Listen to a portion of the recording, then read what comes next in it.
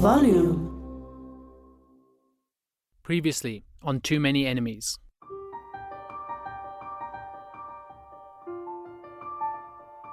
He was waiting on the day of the incident at a taxi rank with some of these co-accused when one of the guys got a call from Vusi. He calls the shots, basically. He's the one that called them. He's the one that said, okay, we need to take this guy out. And that's according to them. And he's the one that, gave them money for it. He's the one that paid them. And he paid them in wads of money, wads of hard cash. Why doesn't he have any control in this case? Why is that? Every dog has its day.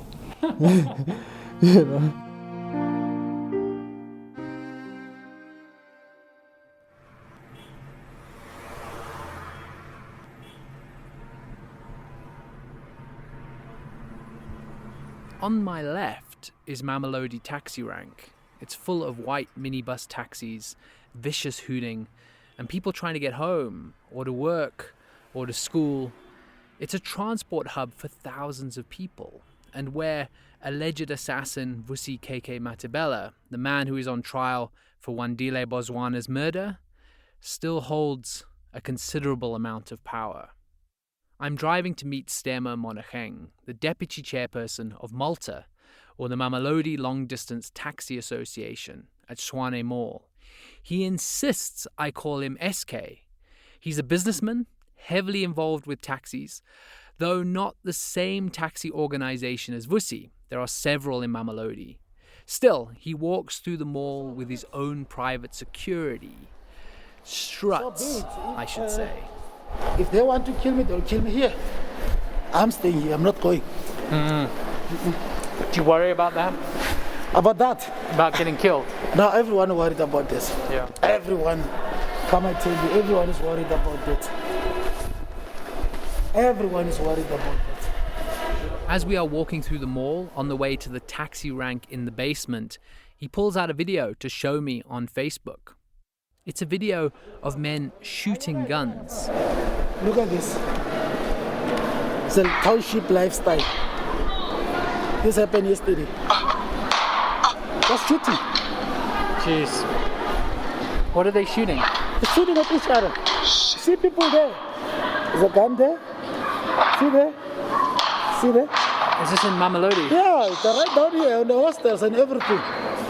So I like to live in Mamelodi. Most of people like me, they don't stay here anymore. They've moved out? They've moved out, so I don't want to move out. Yeah. So I rather stay with my protection. I like my territory. So why do you stay here? I like Mamelodi. You like it? Yeah. If I want to walk alone, be free, and then I must go to live in the cities. Okay. So I like Mamelodi. Are those guys shooting? Did anyone get shot or? I don't have the story. I'm trying to get the full detail of what's happening. But this is what's happening here in township. Yeah. So you can never be safe. Yeah. You can never be safe. Look, guns are like flying around. I ask SK about the violence between the taxi organizations in Mamelodi. There have been reports of cars being burned, people being murdered, and plenty of it Vusi KheKhe Mathibela has been allegedly linked to. I hate the taxi violence. Let me tell you why I hate the taxi violence. We fight. After we fight, we go to the table resolving the issues. Mm-hmm. Why didn't we do that from the beginning? Why did we start with violence? I don't know why. See, that's why I hate that kind of a violence that's created by us, people, taxi people sometimes. Then one must say, maybe our government only here when you toy-toying. Toy-toying is a South African term for protest, usually with plenty of singing and dancing. But then when you're killing each other, we're not toy-toying. No, it's different. And they're not listening when you're killing each other. Yeah, it's different. It's different. What you should know about SK, something that shocked me, and I only found out after we met at the mall, is that he spent almost 3 weeks in police custody in March 2019, following a police operation to take down people who allegedly worked with Vusi KheKhe. He was arrested as an accomplice to extortion and intimidation of Mamelodi business people to sums exceeding 600,000 rand, so about $35,000. He was released on bail and eventually acquitted of the charges, but still, I had to confront him about it over the phone. Hi, SK, how are you? I'm good at you. I'm good, man. This is Paul McNally. Remember we met the other week? I asked him about Vusi. Yeah, so we were acquitted because it was no evidence of all those false allegations and everything. It was actually unlawful arrest. Let's call it that way. How did that happen? How did you get mixed up with that? They acted on the false information. They just said my company was extorting money. But without them investigating my company, they just arrested us. This is SK's security company, including the guys who were protecting him when we met at the mall. The allegations, it was that my company is extorting. Yeah. The extortion, they said my company is extorting. They didn't follow suit. They didn't do the investigation of that it's true or not. They just jump and arrest. Okay, and were you quite upset that this all happened? I was very upset. In fact, I'm even thinking of, I've actually instructed my attorney to look in terms of the lawsuit because it was embarrassment for me. Okay, yeah. Because I guess you're kind of getting involved. Yeah, it was defamation of character. It was humiliation. It was everything. My reputation. It was first time arrest. Yeah, I'm telling you, everything was a mess up with me. Because you spent quite a few weeks in police custody, didn't you? I spent 3 weeks there. 3 weeks, yeah. Okay. Well, I just wanted to ask you about it just to see what you thought. No, that was finished. That was laid to rest. This entire world feels like it has been touched by Vusi. His name comes up even where criminal accusations, however unsubstantiated, are raised against deputy chairs of rival taxi associations, and they are then arrested. I need to find someone who is trying to reverse the trend, uphold the law, and make a change.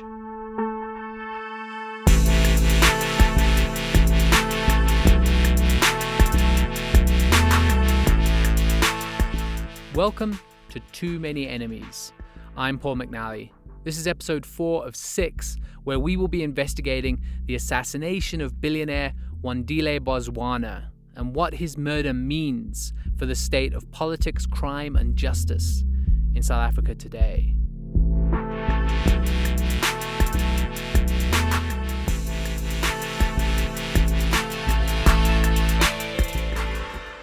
We pick up the story mostly around Vusi KheKhe and the taxi industry in the offices of Hetty Grunewald. The screen is a good addition. She is sitting behind a clear plastic screen that she's had fitted in her office. You can hear on the mic she's a little muffled because of it. The screen is so she can have meetings in her office face to face in the time of Corona. All the video calls, she says, weren't working for her. To understand why I'm here, here's a Newsroom Africa report from the 1st of July, 2020. The Gauteng government has dissolved the Mamelodi Taxi Association following acts of violence in the area. Gauteng Transport MEC Jacob Mamabolo lodged an urgent application with the court following the violence which claimed the lives of at least 19 people. So the taxi association called MATA, which Vusi was associated with, had its executive committee dissolved. And this is important for our story because the dissolving of this organization was as a result of violence and extortion that Vusi was allegedly connected to. Here's Hetty. MATA experienced a lot of violence on their routes. Then the MEC of Transport, Mr. Jacob Mamabola, decided to bring an application to the court. Now, Hetty didn't think a court case was the way to go for sorting out the violence and theft within the association. Then I went to his office and I had like an interview with him, and I gave him the background, my background, where I come from. I've been working for taxi associations for very, very long. I've been a qualified attorney for 40 years. So I know a lot about the industry. At the end of the day, we then settled the court order, and my committee was then appointed in that court order to assist me, and I was then appointed by the MEC on can I just bear with me a moment, on the 6th of July 2020, and then my appointment was for 3 months. Mama Bolo decided not to close the routes or suspend operating permits so people's commutes wouldn't be affected. Now, the committee consists of the people from the old executive that was left. When she says left, as in remaining, she means those that haven't been killed. None of us is a chairman. There's no chairman anymore. None of the committee members are called treasurers or, vice chairpersons or disciplinary or anything like that. Martha then did not have a good name because they were always people, were accusing them of causing the violence of, I'm sitting in an office with KheKhe behind the plastic screen and 3 men who call themselves advisors. They used to be on the executive committee. I ask as politely as I can about Vusi KheKhe. How is he involved? And how can he be stopped? I gesture my microphone at everyone in the room to see who wants to answer my question. Does anyone want to? Okay, I will speak about it. I think it's the best that I speak about it. No one wants to talk about the topic of Vusi besides KheKhe. Look, Vusi KheKhe is well known, I think, in the media, because there's been many reports of him, and if you would Google his name, you will see where he was all involved. On the previous executive, there was a Mr. Mathibela, who's related to him, that was also killed. This is Vusi's uncle, who sat on the executive of the association, but was eventually murdered. According to KheKhe, Vusi used these family connections to gain power in the industry. They didn't die of old age, they were killed. Now this all had to do with politics inside, a power thing, a power struggle. Now, in that reversing, Vusi KheKhe's name came up a lot of times. Reversing is a term given to the act of bringing cars in from other places, other organizations, or wherever, and putting them in line at the ranks. The taxi business is a competition for passengers. And if you have the audacity to bring in extra cars, push them in line, and fill them with people, this is called reversing. It's also, I must say, a major cause of violence. Then KheKhe confirmed something that I've read several times in the press. Vusi KheKhe collected money from the taxis illegally as well.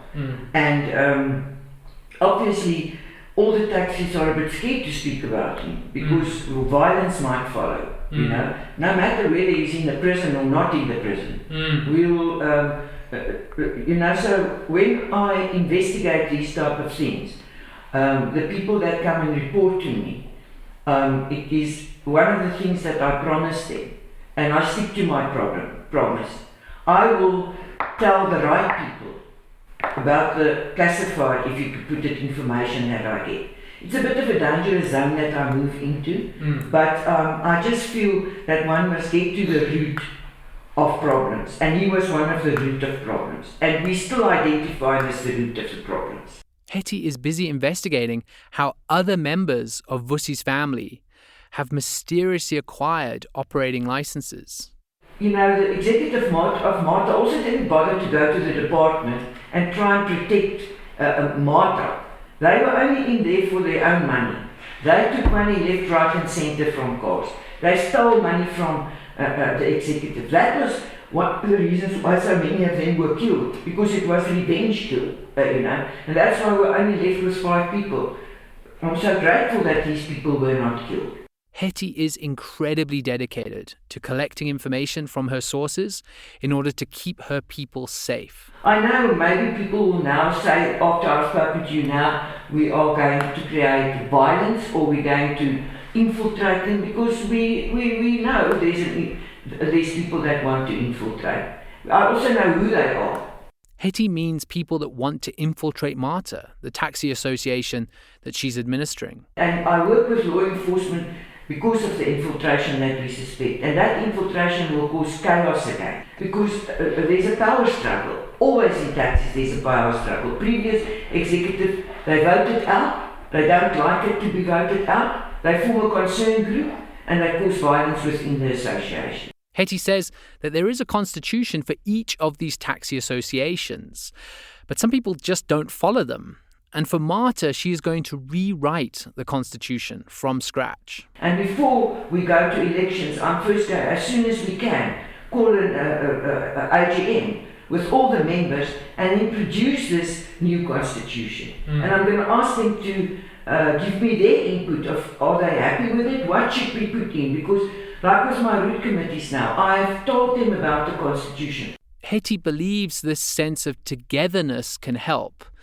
This is all in aid of stopping pockets of dissonance, because that lack of communication is what leads to resentment that, according to KheKhe, can lead to violence. Now, there are people I know that hasn't got operating licenses now, but we are also going to see, can't we assist them? Why don't they have operating licenses? Because I can't just reject them. I've got people operating on a route, we call them floaters.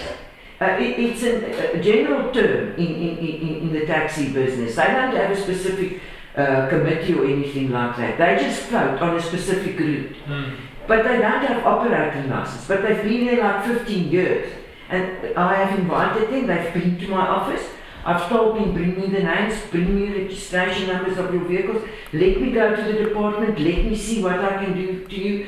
You know, I don't want to push the elderly out. This is to say that a new constitution and elections won't necessarily quell the fear that her people have for Vusi KheKhe. She says that the levels of fear that they have for the man is immense. But I mean, they're so scared of him. So they give, well, I won't say him, but various other people who become so strong, money. So with that money, he can manipulate many, many people. Because the other problem is, what do they do with that money? Most of the time is to contract in carbies. Contract what? In carbies. KheKhe turns to the advisor on her left to make sure she is pronouncing the word properly. In carbies. In carbies is a well-known fact. It's another word for assassin. People, they normally come from KwaZulu-Natal. They are hired killers. Then these people will collect money extra on the routes. That money will go to the pockets of the hired killers. They will come in from KwaZulu-Natal, move in, shoot, move out. Right. Our police force have got a problem because they don't have all the resources to, like, for instance, collect the, say for instance, the bullets, you know, on one scene, compare it to another scene. And then, you know, form and, because these things are related. It doesn't matter if it happens at Martha or if it happens in Joburg or Soweto. But these guys move in, shoot and move out. It's a mafia. And you're ultimately collecting money from people and using that money to hire killers to kill the same people. That's exactly. So does Vusi being imprisoned mean he is less involved in this volatile industry? No, look, it's still in the background. Yeah. And every morning when we get up, we fear it might happen again. You know, we because I can run this association. But if people see now, this association is now getting somewhere, we're going to cause havoc. That's the problem, that's the thing that we fear, because it's an in and out when they come. They will target the person and then they will go out again. I shift around in my chair and try to ask, as sensitively as I can, if KheKhe thinks that her advisors and her could also become targets. I can't say that we are target. I don't have that type of information. I know that one of my members have got his own security company that looks after him 24/7. Of course, at his expenses. But that is, I can't tell you why, because it's for him to decide if he needs security. Yeah. You know, the MEC told me that security will be provided for me, and if need be, I will obviously get security allocated to me myself. Mm. I don't want to waste the government's money on something like that. Mm. But when it happens, okay, then I will have to accept that.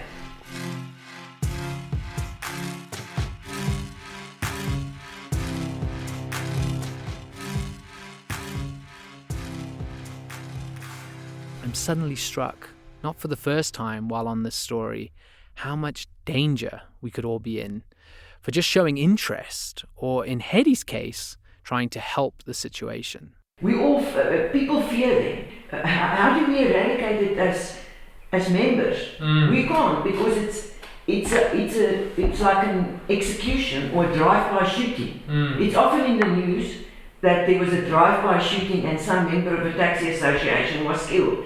Mm. And it's normally done by them. KheKhe is outraged that this violence has a knock-on effect deep into our communities, with regards to the trauma they experience and just practical effects like people not being able to get to work when the routes stop functioning. So it has a vast thing, and then it's taxi violence. But you know, people don't understand what causes taxi violence. There's many innocent operators, many more than these little groups that cause taxi violence. Mm. And now you think it's obviously the operators and the owners want to operate. Why would they want to have taxi violence if they can operate and earn money to pay their payments? Why would they instigate it? They get money from every road that they run. So if you think back, the public must understand there are groups that form violence.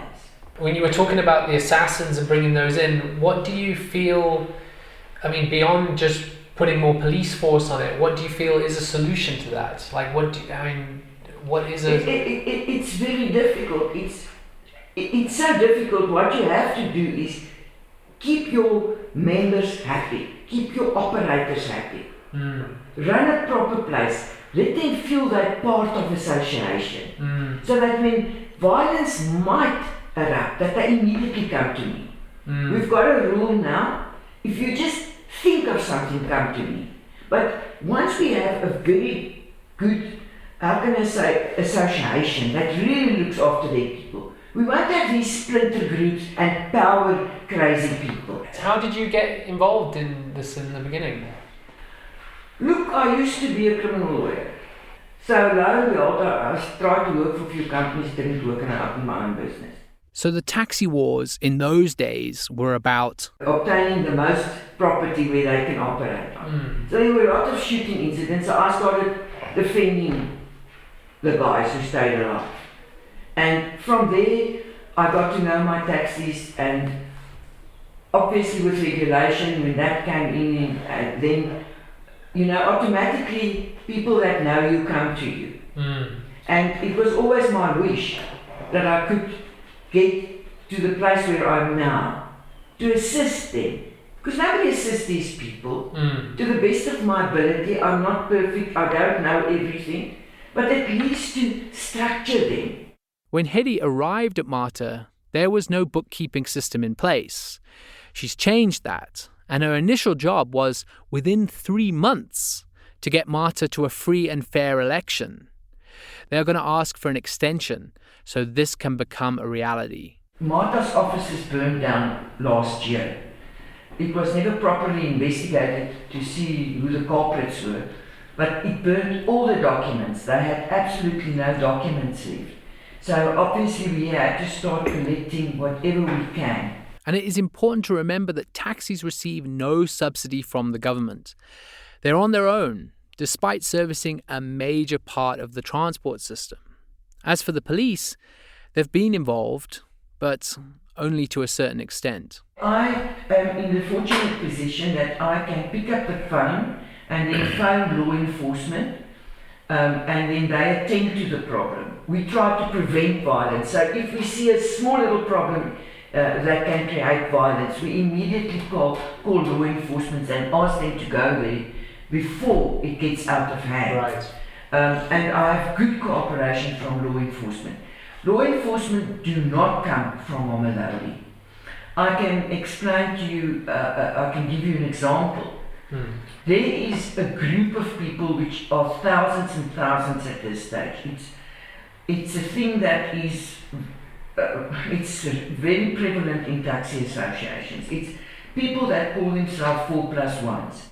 The name comes from 4 passengers and the driver, and they aren't route-based. They can go anywhere, more like a traditional cab that picks up several people at once. The 4+1s, they go right into the various townships. They pick these people up and they drive right to, say, Menlyn Mall, to whatever mall the people want to go to.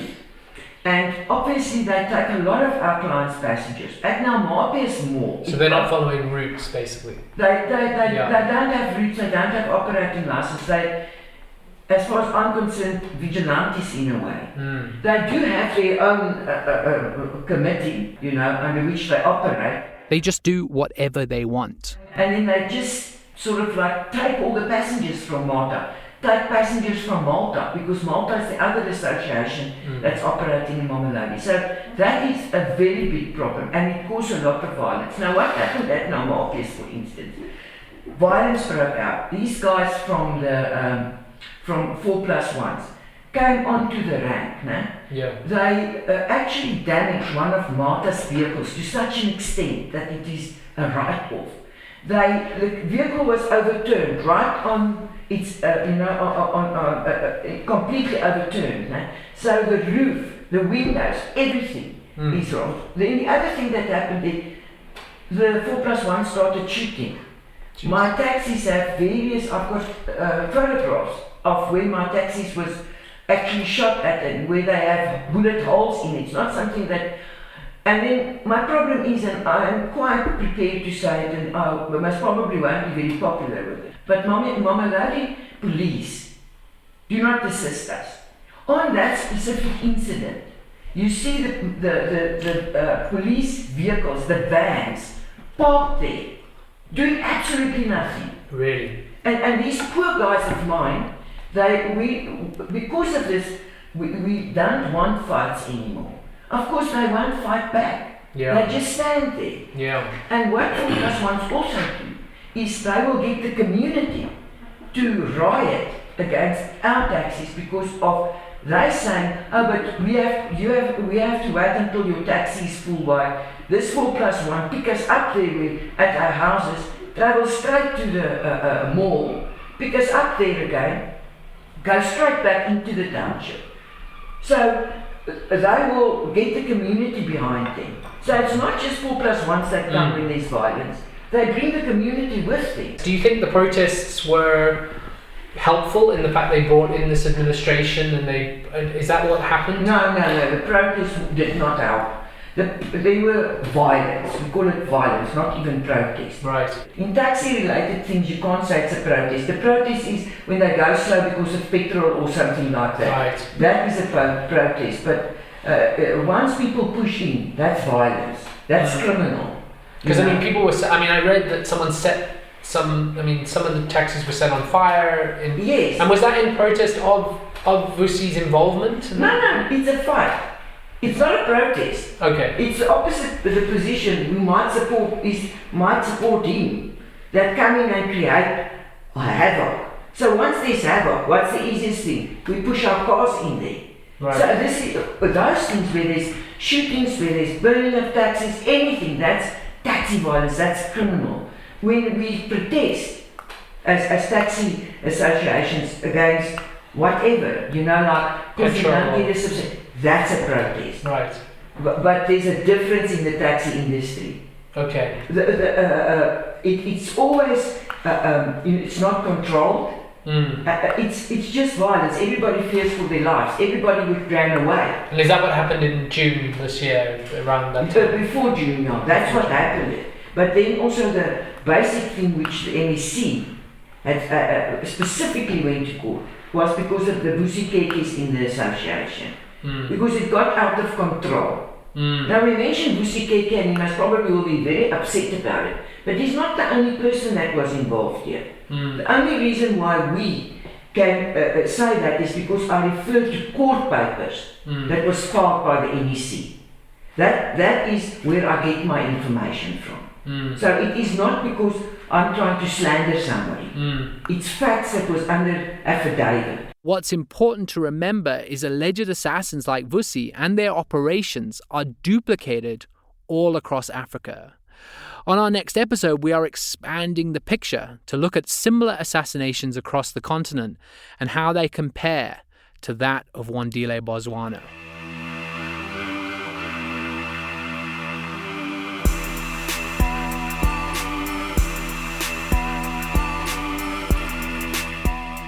You've been listening to Too Many Enemies. This podcast series has been produced by me, Paul McNally, and podcasting company Volume. It's brought to you by the Global Initiative Against Transnational Organized Crime in partnership with News 24. You can find out more about the Global Initiative by visiting globalinitiative.net. That's globalinitiative.net. The music for this series was composed by Aman Mori. This episode was mixed and mastered by Gwynch Sarame and Richard Rumney. Join me next time for the 5th episode in this series of Too Many Enemies. Goodbye.